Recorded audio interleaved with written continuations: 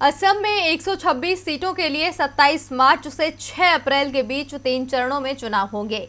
ऐसे में पार्टियों की जनता को साधने की रणनीति भी तेज होती जा रही है, लेकिन चुनावी तारीखों की घोषणा के साथ ही बीजेपी की राज्य में परेशानी बढ़ गई है। तो आखिर कैसे बढ़ी बीजेपी की परेशानी, देखिए ये रिपोर्ट। चुनावी तारीखों के ऐलान के साथ ही बीजेपी के असम में परेशानी बढ़ गई है। ये परेशानी बोडोलैंड पीपुल्स फ्रंट यानी बीपीएफ ने बढ़ाई है। दरअसल बीपीएफ के अध्यक्ष हग्रमा मोहिलीरे ने एनडीए गठबंधन से अलग होने की घोषणा की है।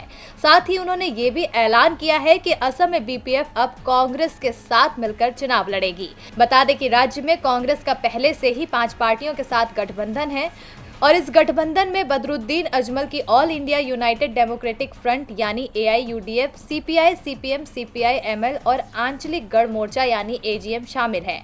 इस महागठबंधन के ऐलान पर असम कांग्रेस अध्यक्ष रिपुन बोरा ने पहले ही ये कहा था कि असम की दूसरी पार्टियों के लिए भी दरवाजा खुला है, लेकिन अब इस गठबंधन में बोडोलैंड पीपुल्स फ्रंट के भी शामिल होने से चुनाव में सक्रियता बढ़ जाएगी।